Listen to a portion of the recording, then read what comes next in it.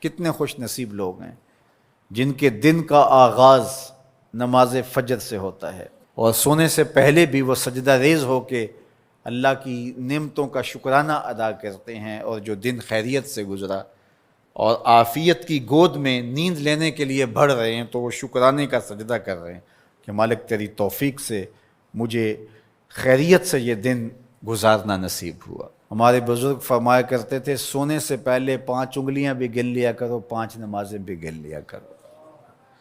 اگر 5 نمازیں پوری ہیں تو اللہ کا شکر ادا کیا کرو کہ تمہیں توفیق اس نے عطا کی۔ اللہ اکبر۔ حضور علیہ السلام نے کچھ لوگوں کو دیکھا معراج کی شب کہ ان کے سر پتھروں سے کوٹے جا رہے ہیں، کچلے جانے کے بعد پھر دوبارہ سر صحیح کر دیے جاتے ہیں، پھر پتھروں سے ان کے سر کوٹے جاتے ہیں، ریزہ ریزہ ہو جاتے ہیں، پھر دوبارہ ان کے سر صحیح کر دیے جاتے ہیں۔ جبریل امین نے کہا حضور یہ آپ کی امت کے وہ لوگ ہیں جو نماز میں کاہلی کیا کرتے تھے، نماز میں سستی کیا کرتے تھے، نماز ان پر بوجھ تھا کہ یہ وقت ہو گیا ہے اب پڑھنی پڑے گی، دیر کرتے رہتے، پہلے پڑھنا ہی نہیں چاہتے تھے، اگر پڑھنی پڑھ بھی جاتی تو پھر نماز کی وجہ سے ان کے سر بوجھل رہتے تھے۔ آج ان کے وہ سر کوٹے جائیں گے۔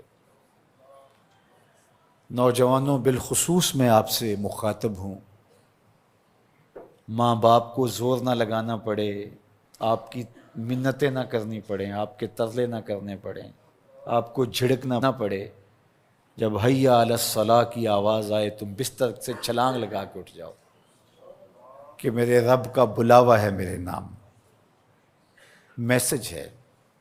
طلباء سے کہوں گا کہ استاد کو بیدار نہ کرنا پڑے تمہیں، جب اذان کی صدا آئے تو خود اٹھ کر کے مصلی پہ آ کے بیٹھ جاؤ کہ میرے رب کا بلاوا میرے نام آیا ہے۔ اپنے ہم عمر لوگوں سے کہوں گا طبیعت کی کمزوریوں کے باوجود رب کے بلاوے پہ مصلی پہ بیٹھ جاؤ۔ نماز کا چھٹکارا نہیں ہے، رستگاری نہیں ہے۔ زکوٰۃ نصاب پہ واجب ہوتی ہے، حج استطاعت پہ واجب ہوتا ہے، روزہ صحت کے ساتھ مشروط ہے۔ اگر شیخ فانی ہے یا ایسی بیماری ہے روزہ نہیں رکھ سکتا فدیہ دے دے۔ مسافر کو چھوٹ ہے، بیمار کو چھوٹ ہے کہ وہ دیگر ایام میں اس کی قضا کر لے، لیکن نماز کی چھوٹ نہیں ہے۔ بیمار ہے تب بھی پڑھے گا، صحت مند ہے تب بھی پڑھے گا، حضر میں ہے تب بھی پڑھے گا، سفر میں ہے تب بھی پڑھے گا۔ بالغ کے اوپر نماز کی کسی صورت میں بھی رخصت نہیں ہے۔ کھڑے ہو کے نہیں پڑھ سکتا بیٹھ کے پڑھ لے، بیٹھ کے نہیں پڑھ سکتا لیٹ کے پڑھ لے، اشارے سے پڑھ لے۔ وضو کے لیے پانی دستیاب نہیں ہے تو تیمم کر لے، حالت سفر میں ہے قصر کر لے، آدھی پڑھ لے پوری نہ پڑھے۔ دشمن کے مقابلے میں ہے صلاۃ الخوف کی صورت میں پڑھ لے۔ یہ نماز کا مسئلہ ہے، اتنی اہم نماز ہے۔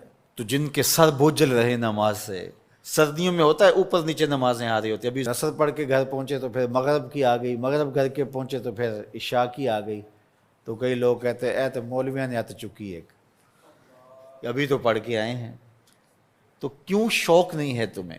ایک نماز کے بعد وہیں بیٹھ کے دوسری نماز کے انتظار میں مسجد میں قیام کرنے والا، اللہ اکبر، فرشتے ناز برداریاں کرتے ہیں۔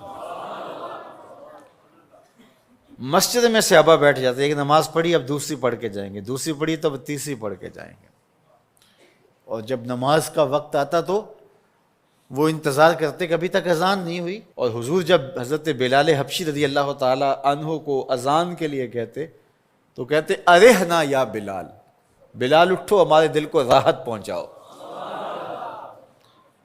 آنکھوں کی ٹھنڈک قرار دیا نا نماز کو، جعلت قرۃ عینی فی الصلاۃ، میری آنکھوں کی ٹھنڈک نماز میں رکھی گئی ہے۔ تو یہ دل کا قرار ہے، راحت قلب محمد ہے صلی اللہ وآلہ وسلم۔ اللہ اکبر، یہ معراج کا تحفہ خاص ہے جو ہمیں نصیب ہوا۔